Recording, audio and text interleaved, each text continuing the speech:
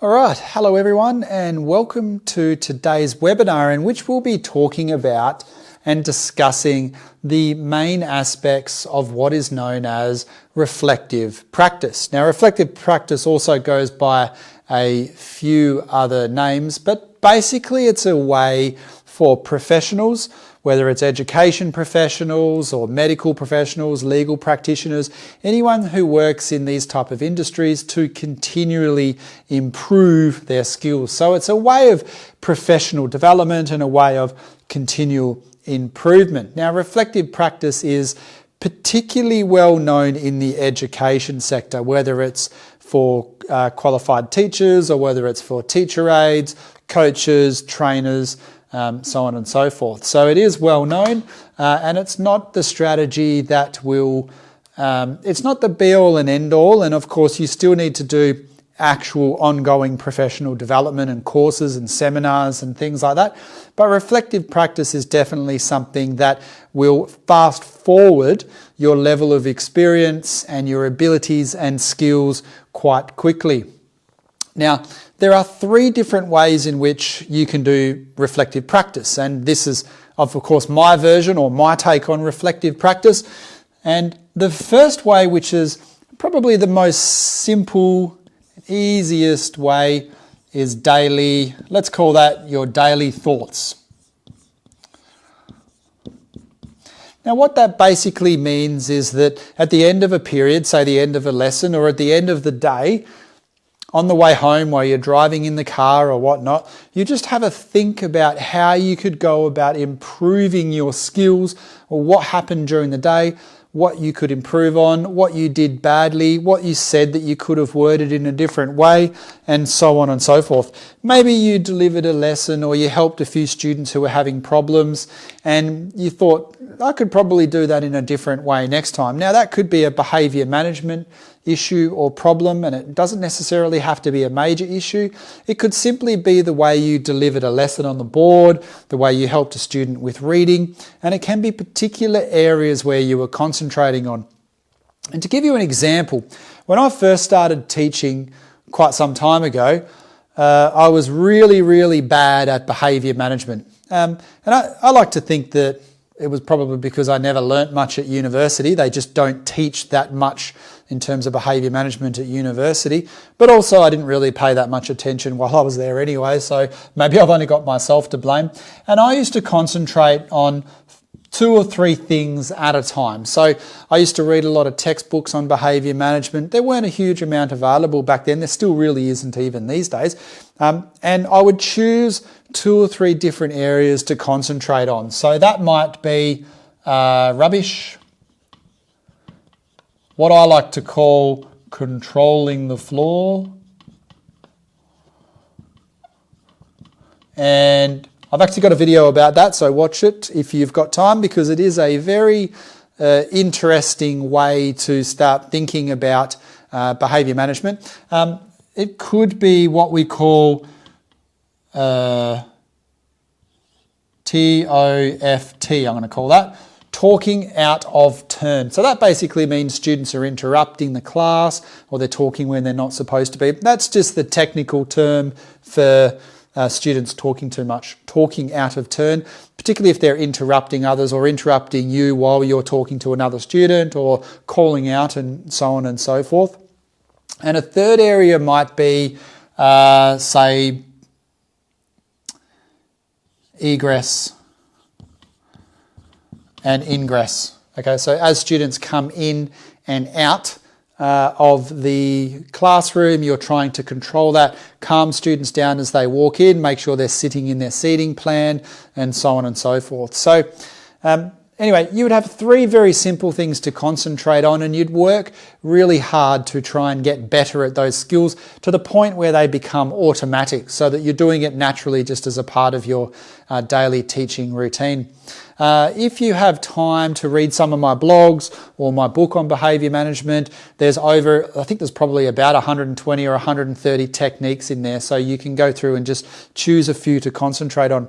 Because when it comes to reflective practice, you can't improve on everything. You can't choose the 100 or so teaching strategies from that particular book, which this one is a part of, and the 100 behaviour management strategies. You can't go through and get good at 200 things at the same time. So you need to narrow it down a little bit, and maybe you'd work on these 2 or 3 things for say a week or 2, and then choose another 2 or 3 things to work on. So your daily thoughts is just a way of improving and thinking about how you could get better at and better serve your students and maintain, in this case, a behaviour management in a way that is gradually or incrementally improving. So we all improve as we get more experience. But if I was to graph this, over time, let's say this is your level of skill, and this is time.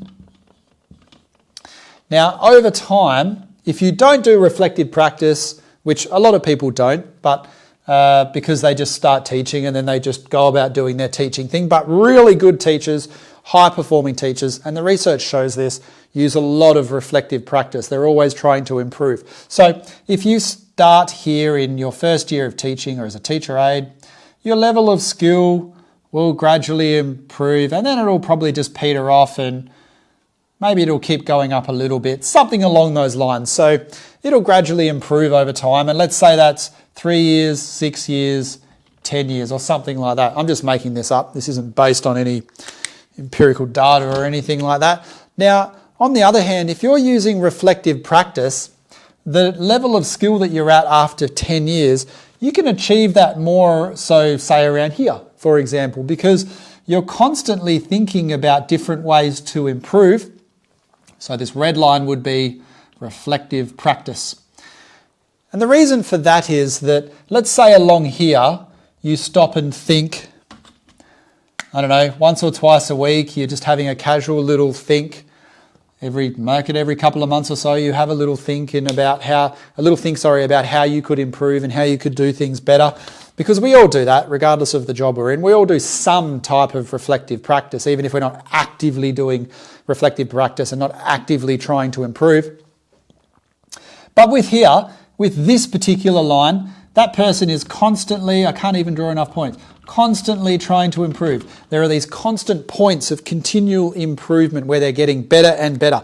And not only are they thinking about these things and these specific strategies to improve on, these are the areas of weakness. So what that means is that the teacher or teacher aide has gone through and identified 3 areas that gives them the biggest bang for their buck as far as being able to improve their skills. So only you will be able to tell or know what is the best way to approach that. Certainly if these don't have much of an effect, then you probably don't need to practice them that much.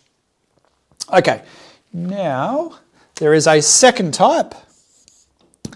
And this is where there is a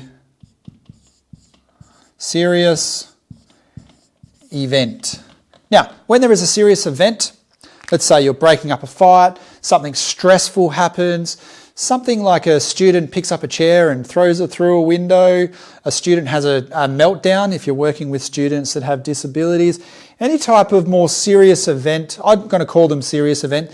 In the behaviour management world, we generally call those behaviours of concern. So when there are serious events, it's always worth spending 20 seconds thinking about if there are different ways that you could have gone about managing that. Because sometimes there are issues which can be solved just with 2 or 3 words, which alternatively could have gone in a very different direction and caused this huge big problem that involved parents having to come into the school, police being called, etc., etc. So there are ways of dealing with issues that are very easy, very simple, and that resolve problems very quickly. And then there are other ways of dealing with issues that just make many, many more issues or blow and escalate that issue into massive problems. So when there is a serious event, that's definitely where you should be thinking about how could I handle that the next time. And you know that there are serious events if you are stressed out or if you feel a bit anxious because of something that's happened. Now, sometimes there's nothing you could have done, and in which case reflective practice isn't going to help you as much. But if it's a situation like two students are fighting, not just verbally fighting, and you approach them and you say, what's going on? And then this person has stolen this thing and da-da-da-da-da, and you're trying to resolve that issue so students can get back on with their learning. But instead of doing that, it ends up in a punch-up or something. You may look back and think about it and go, well, next time I approach that, or that particular type of situation, how could I ensure that that outcome is not repeated? And what was the actual outcome that I did want to happen? So that is the number 2, which is the serious event. And number 3 is we'll call that the end of X. So the end of X, or the end of, let's not call it X. I change what I call this one every single time because I haven't found the term yet that I'm happy with. Let's call that end of time. So your end of time reflection could be at the end of a lesson, but more so when I talk about end of time, it is a term or a semester or a year or something like that. Maybe a unit of work if you're doing units of work which are sort of like 5 weeks. Say a unit of work will go for 5 weeks. Now, this is where you're thinking a bit more strategically, whether you're a teacher or a teacher aide, and you're thinking, okay, the year is over. What are the 3 to 5 things that I'm really good at? And what are the 3 to 5 things that I'm really bad at that I need to improve on? And how can I go about improving that the year after? Now, sometimes just identifying those things is all that it really takes, a little bit of research, and you've significantly improved your skills and knowledge in that area. Other times you'll need to go through this sort of process where you're working on specific strategies so that they can become automated into your day-to-day practice. So that's that end of time or end of period type reflection there. Okay, so let's move on from those. Personally, I think the serious event one is probably one of the more important ones, and the reason for that is because those serious events are career enders, and it's especially when they build up over time. People have mental breakdowns and this type of thing. So also the slow accumulation of little nagging issues that happen every single day, constant behavioural issues, which is largely solved here with the not so much behaviours are concerned, but just those annoying repetitive issues that you need to deal with in terms of behaviour, or improving your teaching practices and the strategies and techniques that you're delivering. So that comes through quite often in this bit as well. Although your strategies that you're using will also come to light in this sort of period here as you're looking at the different strategies that you're using. So if you use a lot of explicit instruction, maybe you can add in some more constructivist type stuff. Maybe you want to move away, not away from both, but do a more of a combination. Maybe you want to, if you're teaching younger kids, do more play-based type things. So on and so forth. So there's a lot of different options available to you. There are hundreds of different teaching strategies, and you'll be using some strategies, behaviour management strategies and teaching strategies, whether you like it or not. You will be using dozens of them, in fact. So it's important to identify what you're actually doing to be able to put a title to the strategies that you've chosen to do, or subconsciously just done because that's what you've observed other teachers doing or other teacher aides doing, and then you can then make that decision about whether the way in which you're going about doing it is the most effective, appropriate and productive way of delivering that particular strategy, or if there are ways that you could improve it, or if you should delete it and move on and try doing something completely different. Okay, so part of reflective practice, there is a bit of a circle of reflective practice where you start here with the event, right? Now that event can be or the problem. Now that event or problem or challenge or issue or can simply be a lesson, or it can be the day, so how you went for that particular day, or it can be a period of a year or a more serious event or whatever. So that just goes there. And this is more so something that you would imagine in your head. Just make a bit more room. So this is just something that you would imagine in your head. Now from there, the one thing you need to collect is data.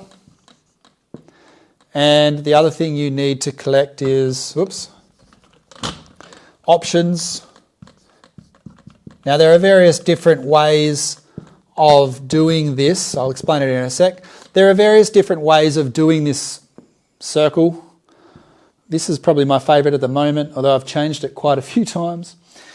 Now the first thing you need to do obviously is identify the event and think about for 30 seconds specifically what happened during that event. And usually that's obviously after the event. You wouldn't be doing it if you were full of adrenaline straight away on the drive home, the next day, the next week or whatever, or at the end of a lesson as you're packing up. Oh, that went quite well. How did that go? Maybe I could improve this, and so on and so forth. And you're collecting data. Now, don't be scared by the word data. All that really means, or data/information, right? Now, all that basically means is that you're trying to look at as many different viewpoints as possible. You're trying to classify how you reacted or how you performed in various different ways. So you might decide that on a scale of, I don't really have any room, on a scale of 1 to 5, you were a 3 as far as how you performed during that serious event.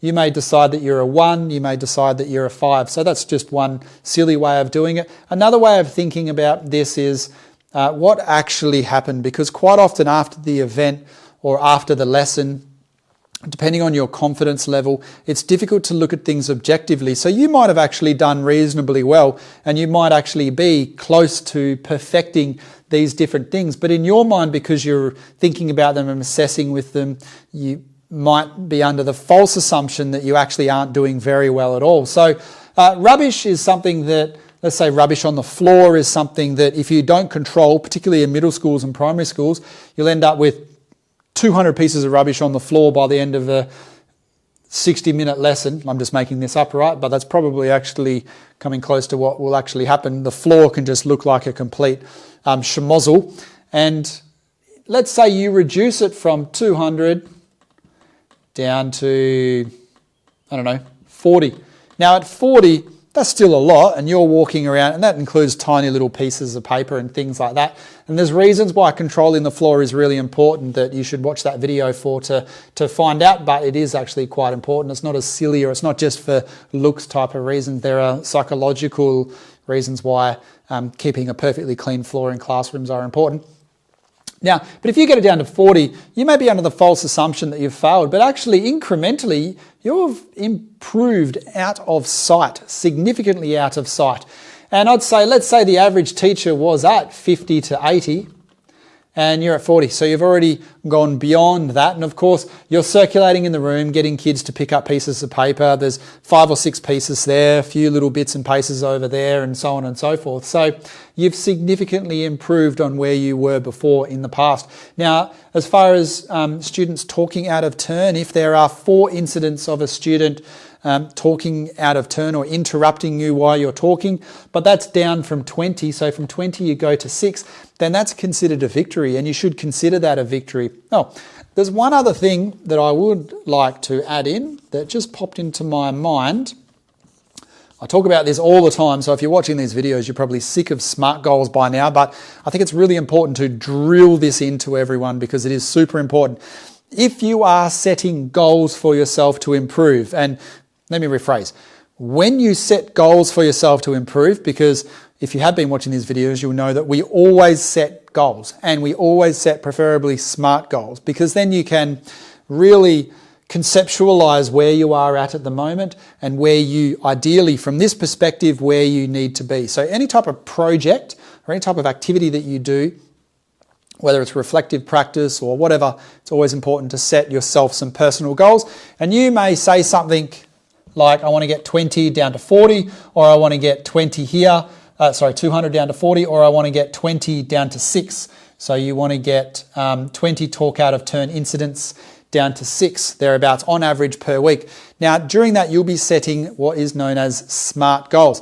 And the most important two parts that I always talk about is the S and the M. So the S stands for specific and the M stands for measurable. This is just my personal opinion, but I think they're the two most important ones. Specific, in my mind, well, both of them really, means you're putting numbers around them. That's basically what that means, because sometimes you see people and they set goals and it's really vague and you think, I prefer to put hard numbers around things. Now, once you've been on class, you will know what those hard numbers are, because let's say another simple example here was students getting out of their seat. Let's call that out of seat. So they're up and wandering around. Kids do that all the time. They find any excuse to get out of their seat. Now, let's say that happens, or you estimate, let's say you're collecting data on that, so you work out that that happens 15 times in a lesson. Right, you may set a goal for that to happen 5 times per lesson on average, averaged out over a week. And maybe on your diary or whatever, you just write 5, 7, 2, 1 as you proceed through the week, and then you can do a bit of an average. Now, otherwise, if you don't set these goals, if you don't know what the ART or SMART and you haven't come across this before, then I'd watch my goal setting video, because I spent about half an hour covering SMART goals. If you don't set those goals, then you never get to feel that sense of achievement, and your motivation for improvement dissipates over time. But also, once you've reached a goal, you then know when to stop, because otherwise it's never ending. It's never possible to really achieve that goal. It's always aloof. It's always just a little bit outside of your reach. It always feels a little bit outside of your reach. So if your goal is generally to, you don't want students to get out of their seat, that's never going to happen. They're always going to get out of their seat. They're always going to have one or two. There are some students that no matter what behaviour strategies or teaching strategies you put in place, they will always misbehave. And there's a lot of research that does show that some students just don't react to any behaviour, or to very few behaviour management strategies, and those students are particularly challenging. So you may never, ever get, this one here, you may never get that down to 5 or 4. So you might just, if you don't set specific goals, you'll get it down to 6, and then you'll still feel like a failure, whereas you've significantly improved on 20. So just bear that in mind. Bear that SMART goals in mind. It's quite important. Anyway, so first you've got the event, then you're collecting data. The next thing, and probably the process that a lot of people miss, is options. So you're thinking about, well, how could have I handled that differently? What different options are available? I've also got some videos about systems and procedures, various different videos on that. So please watch those, because a part of that you can do proactive type strategies. You can also do reactive strategies and other ones in between as well. So have a think about and see if you can come up with 4, 2, 7 different possible options, some of which are outside of the box as well, and which ones, what are the pros, what are the cons, and so on and so forth. And you might be surprised at the different options that you can think of, particularly with the last two. On the first one, usually it's pretty standard. Maybe there are different, well, actually, no, all 3 of them really. There are lots of different ways you can go about trying to solve these different problems. So if you look at the talking out of turn, there are lots of different methods that you could use. There's probably 20 or 30 different behaviour management strategies that you could choose from specifically to address talking out of turn. So the same with the other ones as well. So think of the different options and also relate that back to, well, what did you do? And you'll know what you did because you've got this data and information about what happened and what you did and how you reacted. Now, you reacted using one of 6 different options, say. Now, you need to think through and consider whether there are various different ways that you could have reacted and performed in that particular situation. Now, also, you then have action. Now, this is the media end where you get to actually go back in the next day or whenever and implement the option or options or combination of options that you've chosen or that you think is the most appropriate option that will best achieve your new goals. Now, when it comes to, say you want to get this one down to 5, so I think, what were we talking about there? Getting out of their seat. So out of seat, you wanted to get it down to 5 per lesson. Then to be able to do that under the action, you've chosen 2 or 3 strategies, and then that feeds back into the next sort of event or problem. And let's say it's 6, so then it just continues on as well. And the cycle continues, or you move on to something else to concentrate on.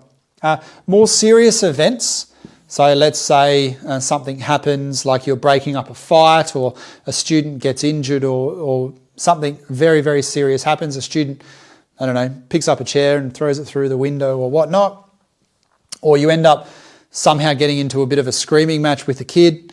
Now, the event is pretty obvious, so you think that through, the data. So what happened? How did it keep escalating? So specifically try and be objective about that, but specifically, what was it that was said that managed to escalate it? Or what was it that the student said that so that you escalated it at your perspective, which meant they escalated it and so forth. So try and put some information around that.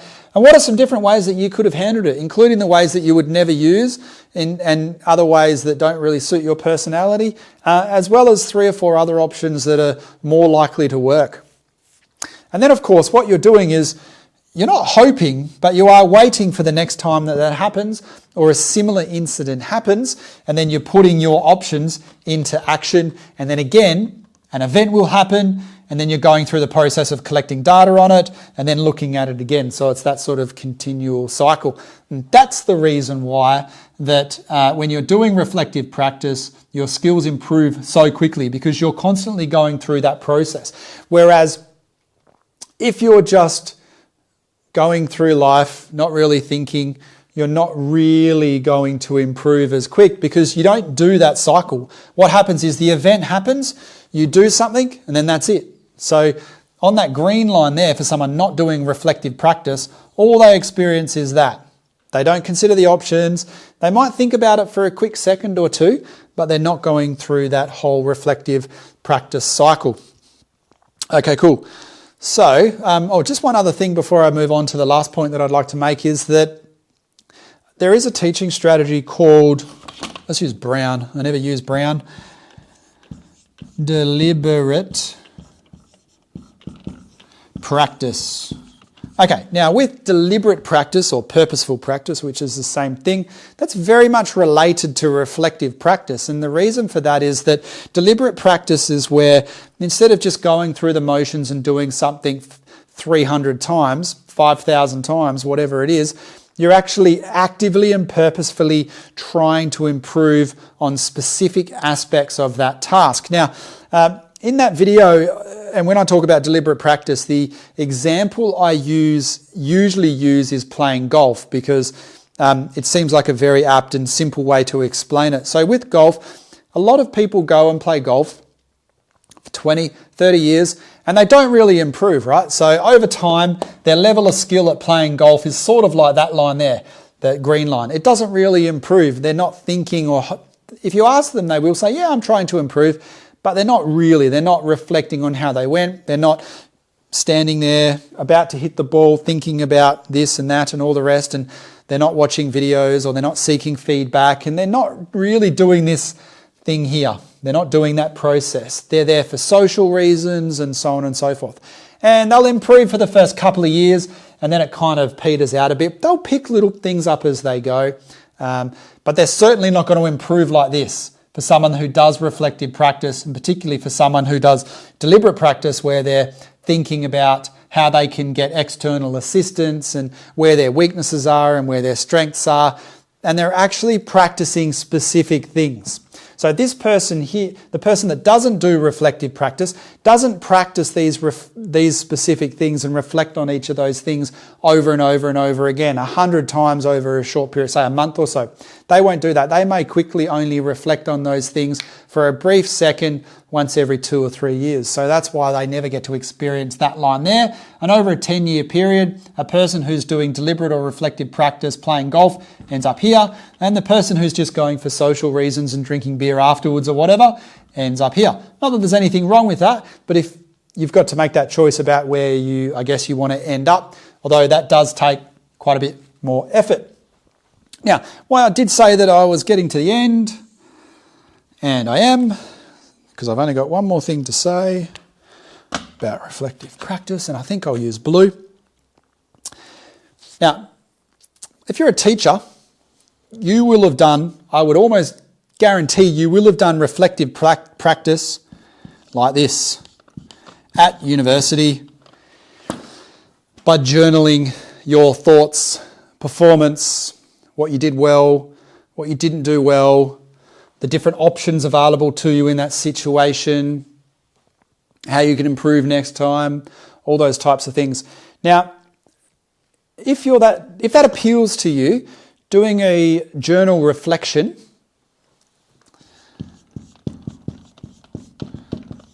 like a diary or whatever is effective.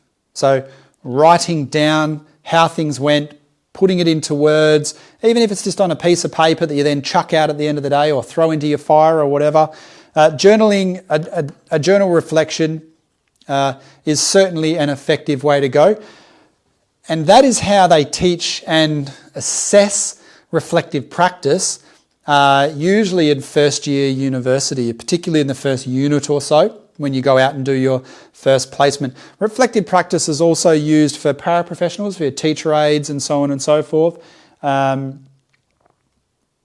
particularly when they go on work placement. And it shows how they're improving, how they're seeking assistance and using strategies that they learn in the theory part of their course and so on and so forth. So journal reflection is one way to do it. If that does appeal to you, feel free. It's not something that I really have done except for when I was required to at uni. But there's the other way to do it is just thinking. And that's probably more up my alley and the way I go about doing these things. And that's just taking the dog for a walk and just running it through in your mind, how you went, how you could have improved, different options available to you.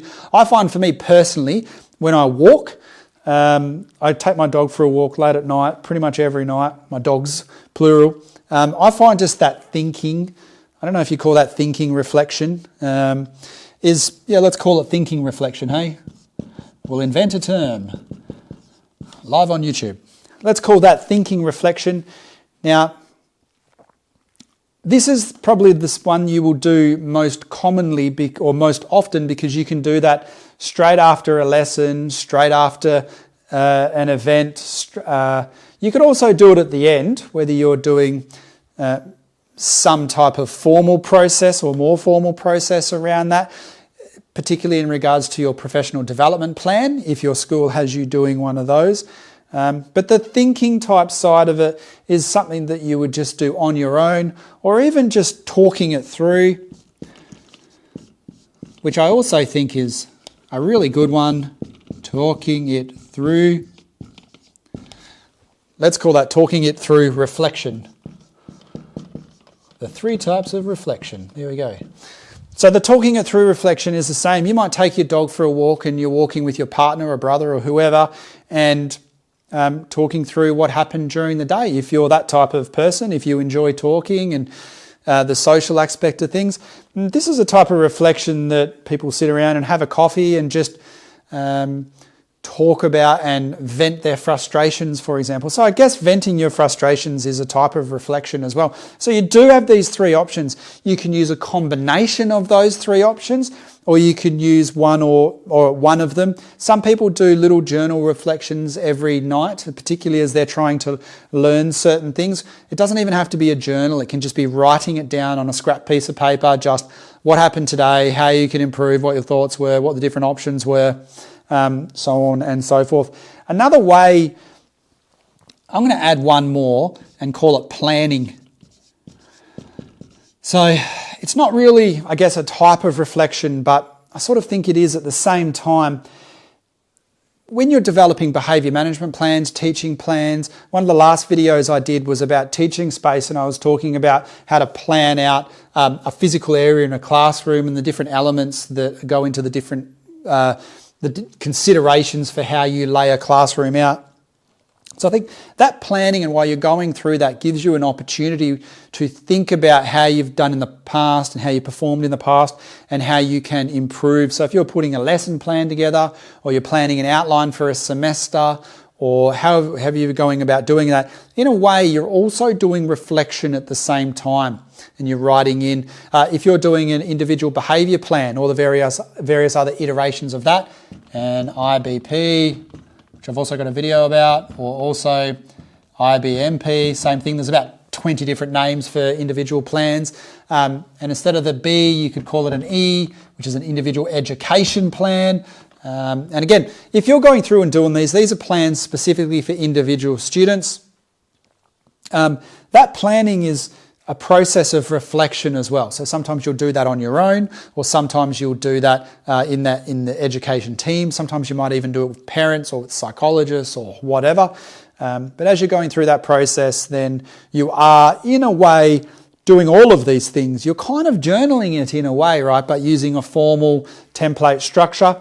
And you're also thinking through it, and you're also generally talking through it with other people who are involved in that education team. So as far as that stuff's concerned, a multi-pronged approach is always good with anything that you're trying to achieve, but certainly think about which one appeals to you the most and which one works the most. I like the thinking and talking one. I never do that one. And I do a lot of planning as well, to-do lists and so forth. I find that can be really effective, but whatever works best for you. So that's my thoughts on reflective practice. It's a very common strategy used all over the world by education professionals and a lot of other professions as well. So feel free to Google that, watch other videos. There's a lot of information out there and a lot of opinions. Like all of these strategies and like all of the things that I say, it's by and large my opinion. And I think what the most important thing is to do what works for you and what appeals to you and your personality.